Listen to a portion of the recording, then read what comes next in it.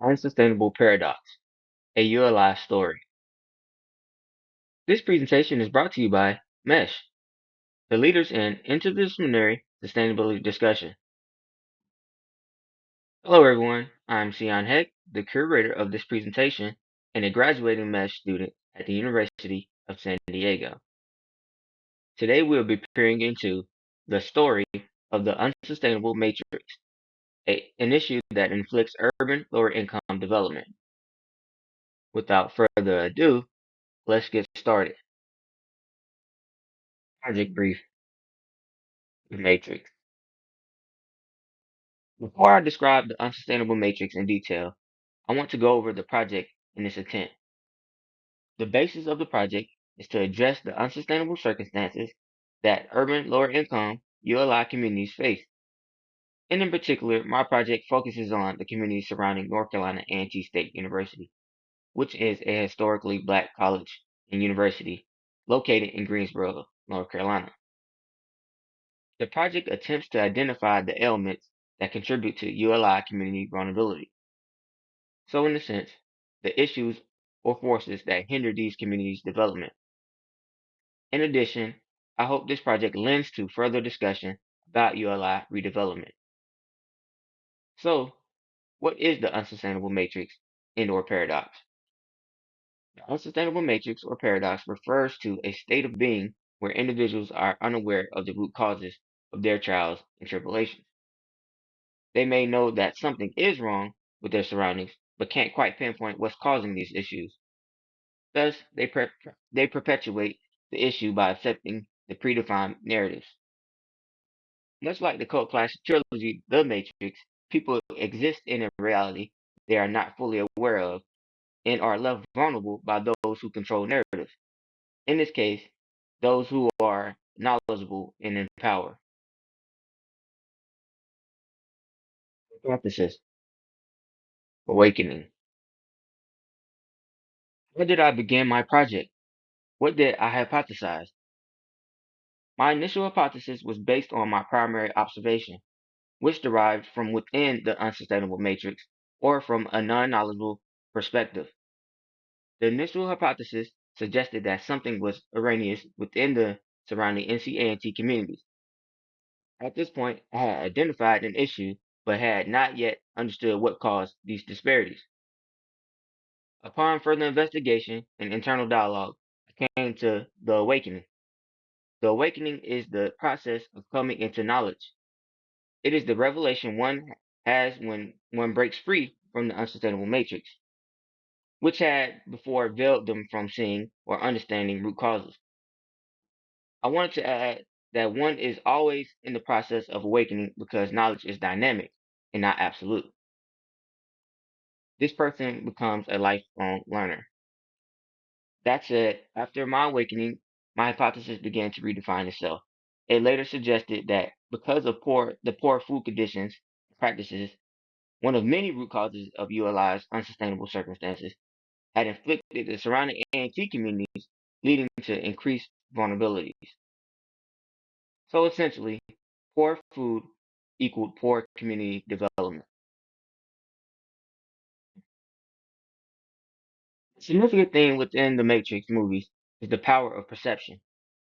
How we perceive things is instrumental in how we react and is the determinant of our call to action.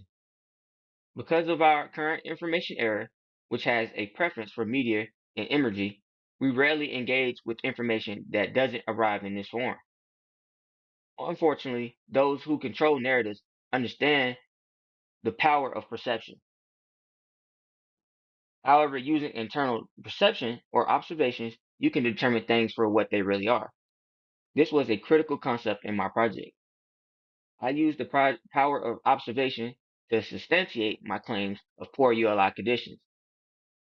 There were three forms of observations that lent to my project development.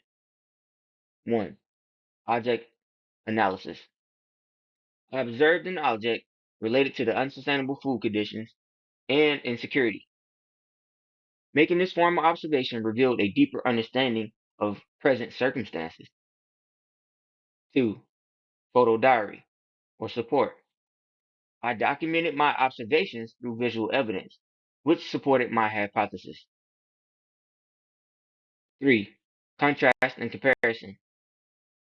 Through observations, I compared and contrast the conditions of NCANT's ULI communities and their fluent counterparts in West Greensboro.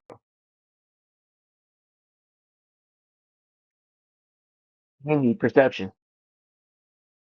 Regardless of what anyone tells you, there's power in numbers. This power translates over to how the world perceives truth. Note, your philosophies aren't accepted until the collective approves of them.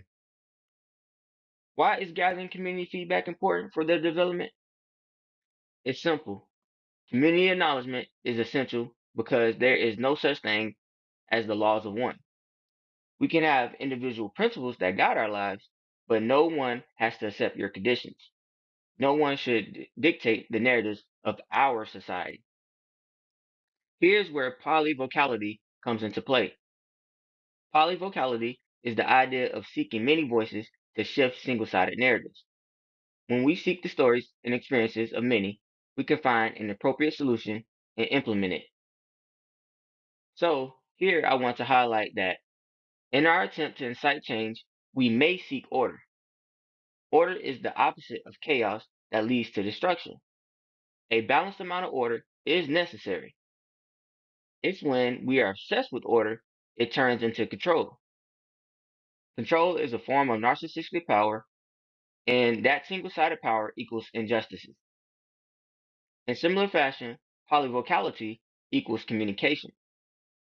Communication equals their recognition. When we are able to communicate our needs and wants, we are recognized as a part of the solution process. This is also a form of respect.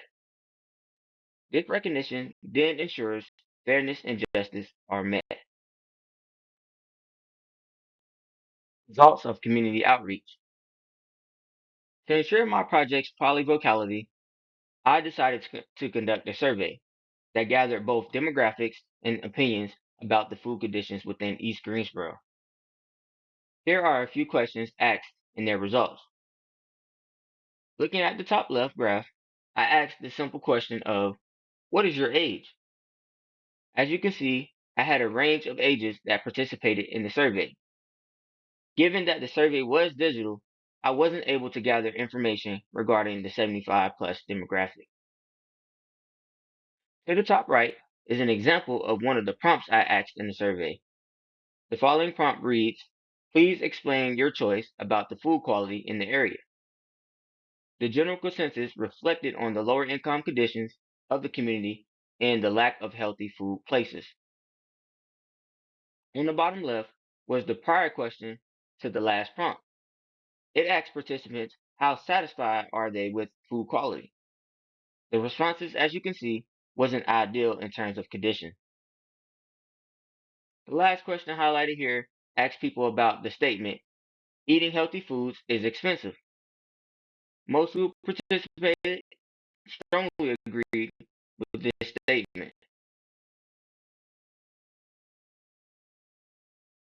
Project expectations. Of course, after breaking from the unsustainable matrix, I want to bring those who are willing to listen into the light. What in the Morpheus would I be if I didn't try? That aside, there are a few expectations I had pertaining to my project. 1. Upon my project's completion, I want my audience to ask themselves one significant question. Am I awake? If my project makes you ponder how your community and its adjacent operate, then I've done my job. Even if you stay in an affluent community, this internal dialogue is necessary for development. 2. Once you've initiated the first question, there will be a series of questions that follow. These questions will prove useful for uncovering unsustainable natures. And lastly, I want this work to be foundational for further ULI community development discussions.